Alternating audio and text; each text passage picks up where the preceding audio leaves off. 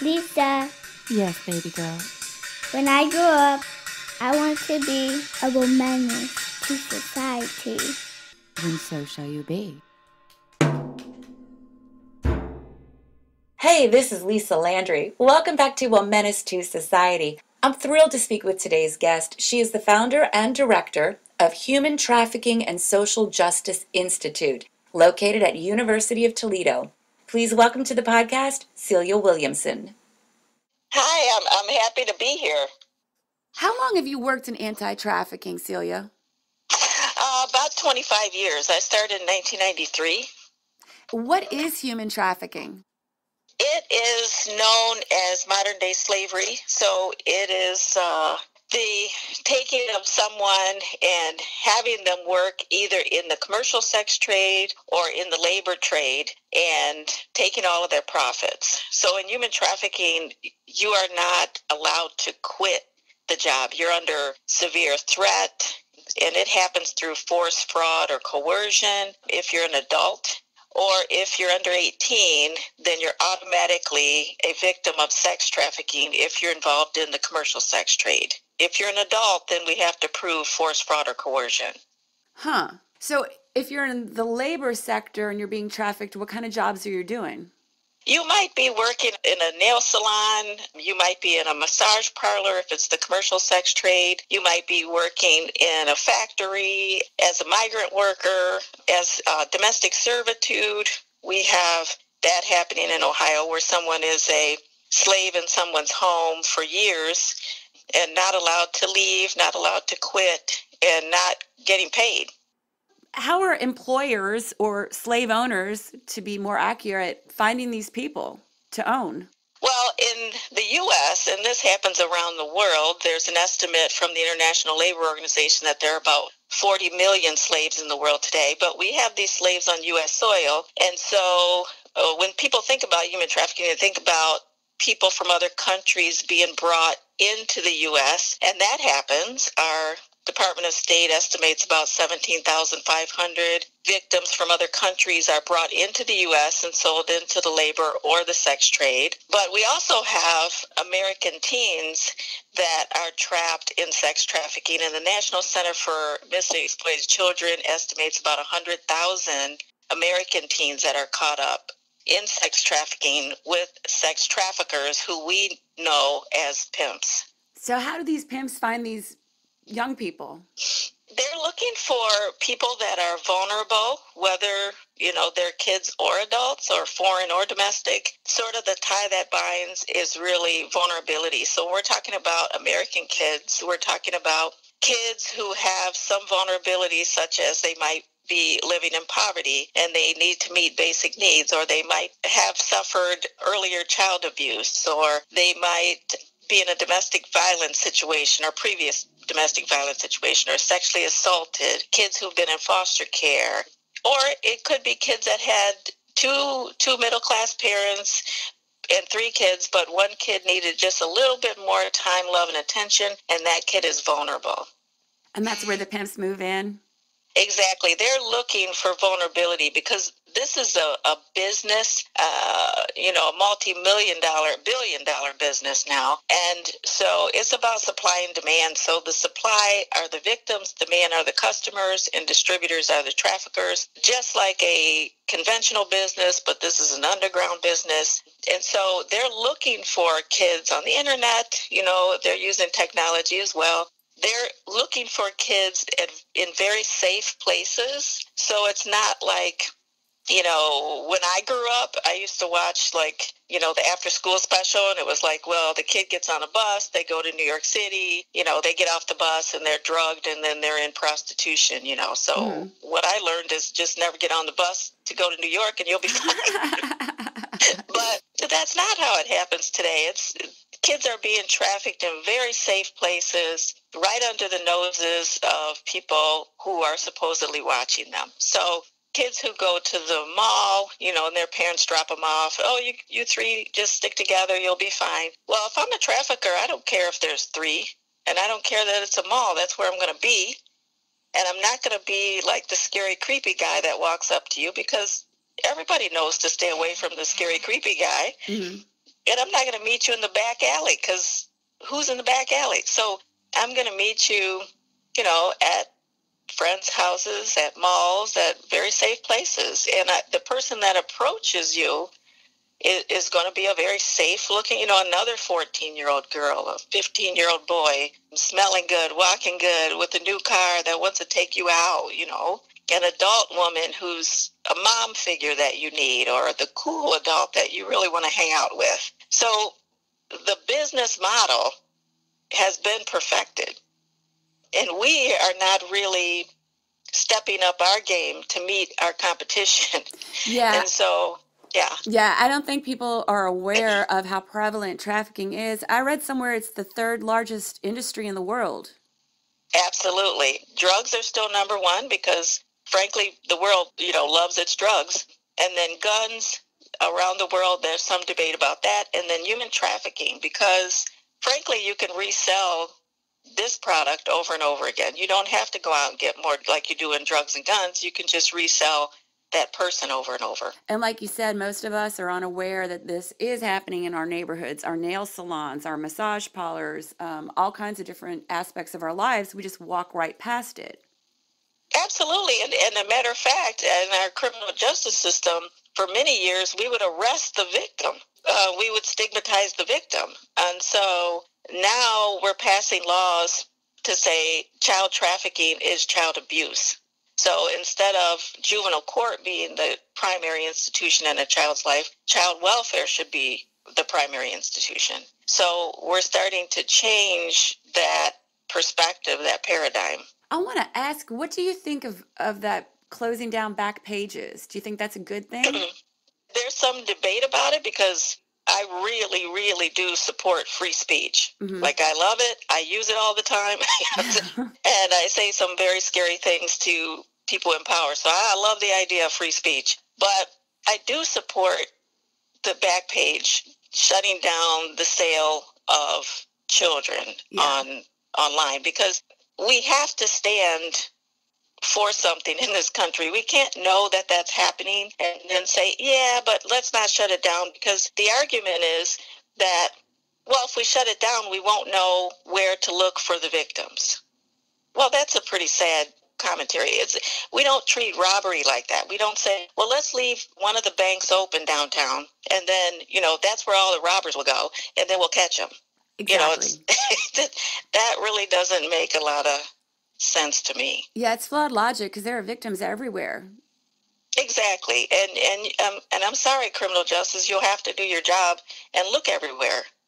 So we're not going to condone, we're not going to allow kids to be sold online and just let that happen so that you can do your job a lot easier. I love your optimism. You've been doing this for 25 years and you still think the cops and people who can actually make a difference will do their jobs. Well,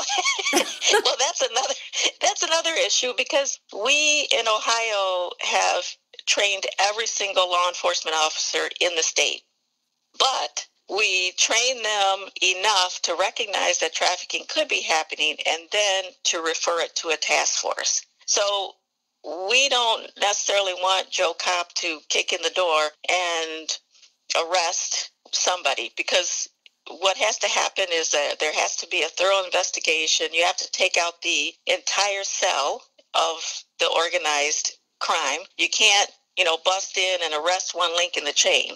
Mm-hmm. That's just silly, because then that link gets replaced. So we have several task forces here. In Toledo, we have an FBI local police task force, and these people have been vetted, trained. They don't interrogate our victims. They interview our victims. They meet with us a lot. They're on our coalition. And as a result of our task force, we've been able to put a vice cop on trial for trafficking. He was acquitted, unfortunately. In this month, we will be putting 2 pastors on trial here for trafficking. And so when you have a task force, or at least we have the feds coming in, there's not this cover-up of local police or prominent people in the community. So we're one of the communities that, getting the reputation that we don't care who you are, you might end up on trial. So we kind of like that. I kind of like that too. I think most people listening would like that. I think everybody who's decent wants to see justice served. You started the Yes. Lucas County Human Trafficking Coalition, which you just mentioned. You guys are making great strides. And you also sit on the Ohio Attorney General's Human Trafficking Commission. What kind of work is Yes. your AG doing? The Ohio Attorney General Commission. Yeah. We have several people around the table. So the head of our education, the head of our job and family services, transportation, prisons. And so we start doing very creative things. For instance, in Ohio, beauticians have to get 1 hour of human trafficking education to keep their license. Okay. Why? Because, beauticians do two things. They do great hair and they talk a lot. And so they've really been great ambassadors in terms of educating people, but they're looking for kids that might come in, somebody brings them in, does their hair, does their nails, dresses them up a little more provocative. They're looking for these signs. We have educated everybody in our gas company here. But why? Because they go in homes, they read meters, they see things. Brilliant. Actually, we had a gas company employee go in the basement and see cots, adult cots, child cots, all in someone's basement in a suburban home. Called it in. We have educated our health department because they go in restaurants and they inspect. So we've been pretty creative in terms of, all of our public transit in Toledo have been trained on human trafficking. They have information in every single bus that picks up people. So we've been pretty creative in who are our eyes and our ears. And in Toledo, our FBI task force has been here for a few years, and they themselves have rescued over 200 youth victims and secured about 100 convictions. That's phenomenal. Those are great stats. Yeah, we are about our business here. So I think that's because of you, sister. I think you really kicked this off. You've done all kinds of stuff. How did you actually get started in working to fight this? Yeah, I was a social worker in North Toledo, which is one of the higher crime areas in our community, and I would go to work and as a social worker and work with kids and families, and thought I was doing a good job, patting myself on the back, and and I would drive past these women on the street, and I can tell you honestly, I didn't like them. I thought, oh, why don't you go away? You're bringing drugs and crime into the community. I'm trying to work with kids. Mm-hmm. So then I really thought about who I was as a person, and who's vulnerable, who's oppressed in society, and what are people doing to help these women? And so I started to build a relationship with them. I started to wave. I started to slow my car down and speak to them, and I would stay as long as they would allow me, and I ended up staying 6 months on the street 3 times a week, all day, interacting with the women, learning where the dope houses were, who the pimps were, what was happening, what was the whole culture of this underground society. And then at the end of 6 months, we built the first anti-trafficking program in Ohio, and that's still going on today. And it was basically saying to the women, what kind of program would you design to help people like yourself? What would the components be? And then just doing that. So that's how it started. I took a proposal down to city council. I was very naive, so I went in and said, I want to talk to a councilman about this issue, and the secretary was like, do you have an appointment? I was like, no. I mean, taxpayer, I can't talk to anybody. Well, no, you have to have an appointment. So, I turned to leave, and she got up to go to the bathroom, and I don't know why she did that, because I turned right back around, and I put my proposal on one of the councilman's desks that I thought would be sympathetic. And he thought he had to read it because it was on his desk. and so he ended up calling me and said, look, I just finished debating about cat leash law. What you're talking about has meaning. And so he really got me like $8,000 to start.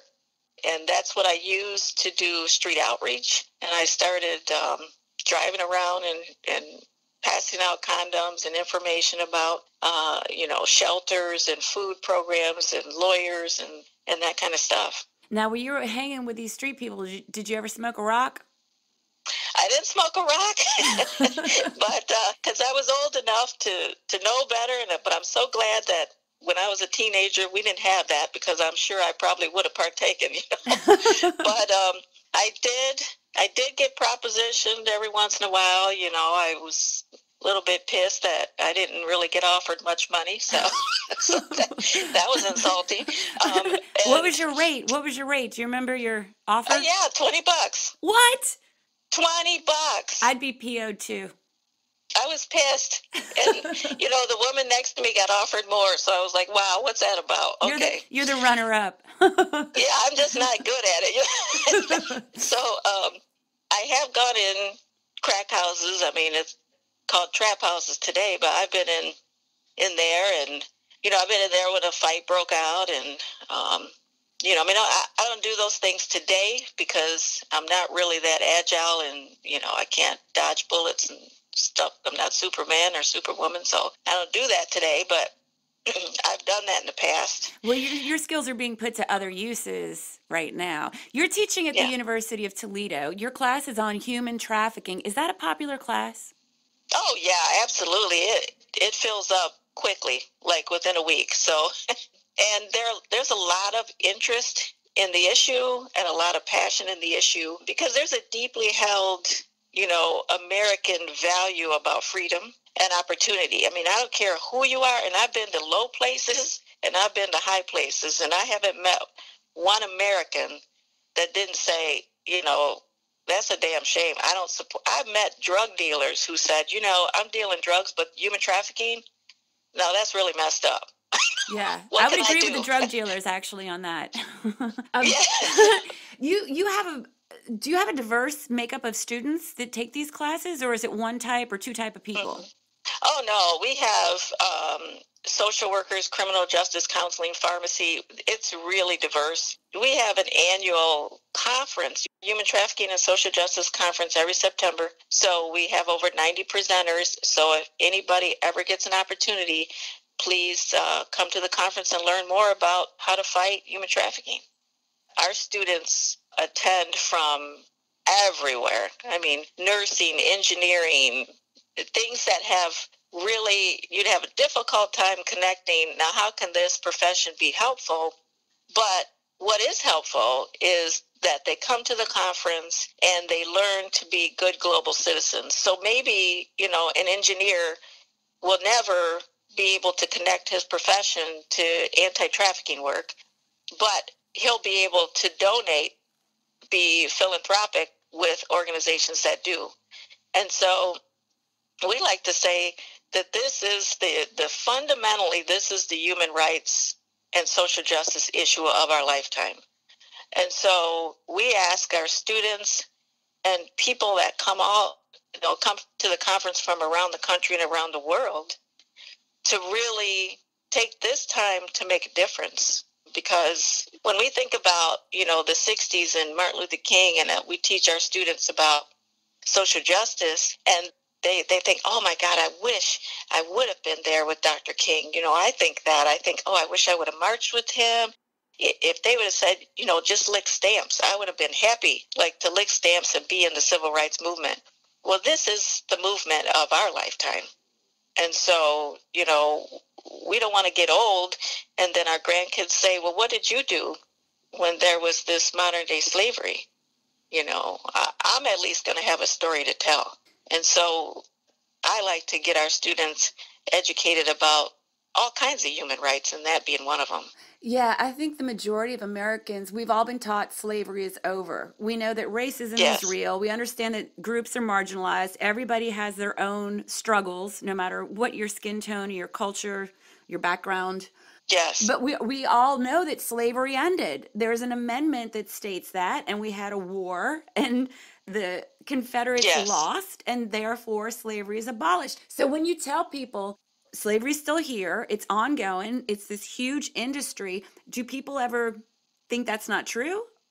Oh, absolutely. And you have to do research. And so that's part of what our Human Trafficking Institute does, is research to validate our claims so that people who want to be, convinced with data, and I'm one of those people, they can get a hold of the data and understand what is happening. We interview in depth, we interview our victims and understand their experiences, so that when we publish articles, and we have a new journal of human trafficking that's at the University of Nebraska, so that scientists, people who need to understand the data, the facts, and they need to be convinced, they can get that information. And so, we do that. We have a global association of scholars that will work together to provide those answers, particularly for legislators, for politicians, for people who need the data to be able to pass laws and change policies. You're the president of that association you just mentioned. You are with the Global Association of Human Trafficking Scholars. How many scholars are part of that organization? We have about 25. I want to grow that because I know that there are people in other third world countries. We have some in third world countries, but I know there are more, and we have to reach out to them. And so my goal next year is to really grow that association and to get our conference to be video conferenced in to some of those third world countries that can't afford, frankly, to have people fly all the way to the U.S. to get all the information that they need to have. So that's a dream, to really get into those countries and get information to them and get scholars connected to us. Well, yeah, because I guess if we have people that are being trafficked here from other nations, we should be in contact with scholars and other people with boots on the ground in those countries to stop this, or try to. Absolutely, and we should be providing them with our technology and our knowledge that we have on how to combat it. I want to ask you one last question about your class. Are there any degrees that your class is mandatory? It's required? Yeah, the human trafficking class isn't a required course, but there's a lot of demand to get into the course. I'm really pleased when I get criminal justice students and social work students. That's really huge. Who I want. Yeah, that's huge. And because if we can sensitize criminal justice students early on in terms of how they should treat women in general and how they should treat vulnerable populations, then that's going to be a good thing.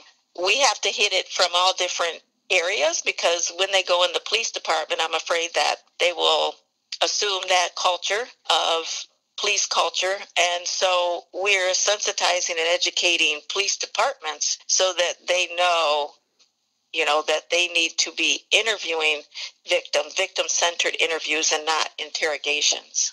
Yeah, it makes a huge difference. Yes. I would think, too, with younger people getting more involved, they have a different mindset. I don't want to be ageist. I have friends who are in their 80s, 90s. They are with it. They are open. They are learning new things all the time. And then I have friends who are baby boomers in their 50s, and they know everything and don't need to learn anything else, and they have all the answers. You know what I mean? We probably have the same friends then.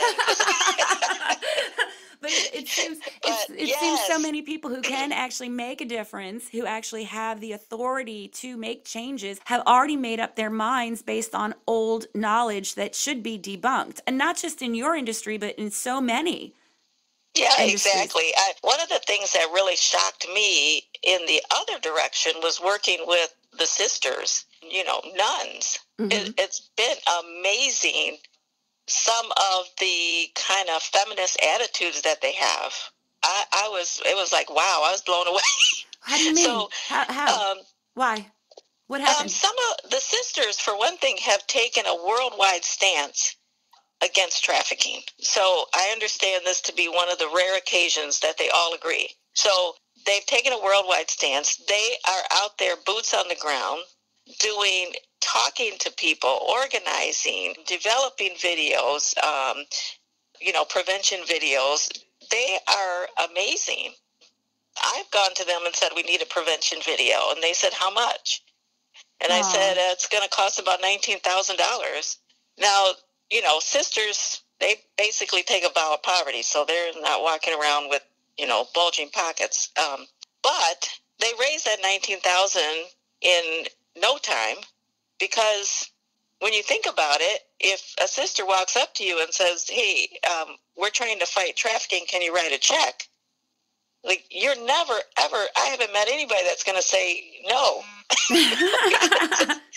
Because they're trying to get into heaven. So they raised that money so quickly. And then having nuns in different programs, helping with the kids, or, helping them do crafts or whatever. Nuns are typically non-judgmental people. Oh, did you go to Catholic school? Because I got smacked a lot with rulers. Oh, yeah. We have a very different experience with nuns. I love that you're telling me that they are so involved and they are able to raise this money to help you. And I don't doubt that these nuns are very compassionate, wonderful women. But why don't they just lock up the priests if they want to stop child trafficking? That'd be easier. Oh, my goodness. Yeah, now that's a whole nother issue. You don't even need to collect any money. Just put some locks on the doors. Exactly.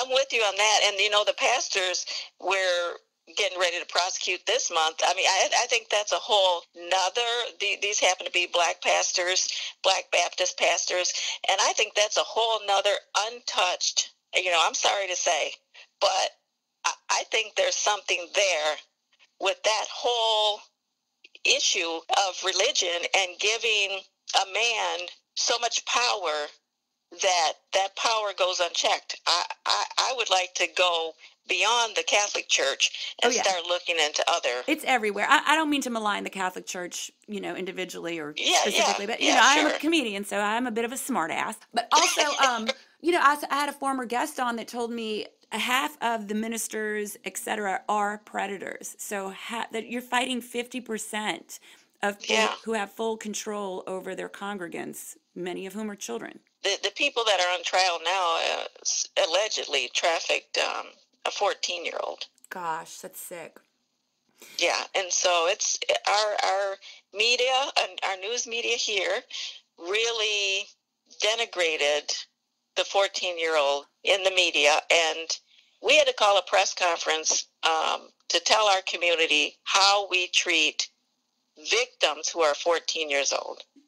And that I wrote in the newspaper, in the op-ed, I did, the press conference. It was ridiculous. I had to tell the community that we do not treat 14-year-olds like that. How sick is that? So, we're still victim blaming, especially a 14-year-old girl who had the misfortune of trusting pastors, which everybody should be able to trust their pastor. Yeah, very sad. I mean, and the vice cop. I mean, this is really when we had the vice cop on trial, and the news media wanted to really paint him as a pretty good guy. And so he was acquitted, so I'm not going to disparage him, but they should not have spoken. They called that child a child prostitute. Well, in my state, if you're under 18, you cannot be a prostitute. You can be a victim of the crime of sex trafficking. Mm-hmm. You can be a child in need of care, but you can't be a victim. You can't be a prostitute. No. You've been named the 26th most influential social worker alive today. So I guess you're like the new Mother Teresa? Is that that's a pretty impressive stat. What comes next for you? I am hoping to spend the rest of my career really teaching people how to combat trafficking. So I'm starting a podcast myself called Emancipation Nation and some YouTube videos so that I can teach people how to do it. Because people get very passionate about it, and then they say, okay, I'm ready. What do I do? And then they look online and it's really dead air.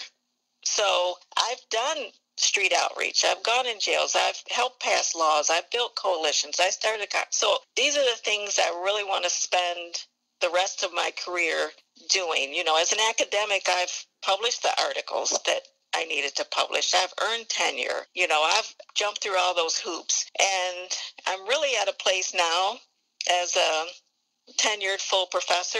You can sit back and really enjoy, the fruits of your labor, or you can keep pushing. And so where I'd like to go is really to help people do the things that need to be done so that I can go sit down by the water, drink some wine in front of my cottage.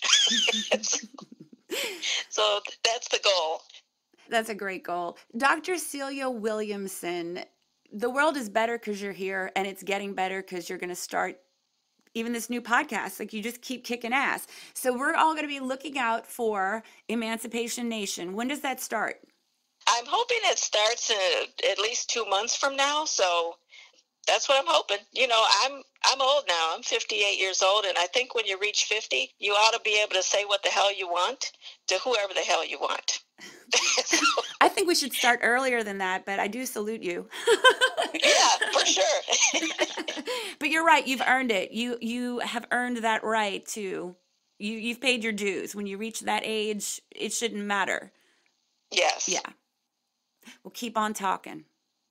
Thank you. I appreciate it. And thank you for what you do and giving me a platform to talk to your audience about this important issue. Thank you so very much, Celia, for everything that you're doing to make the world a better place and for sharing it with my listeners and me. Do check out her website and her podcast, and y'all come to my website, lisalandry.com.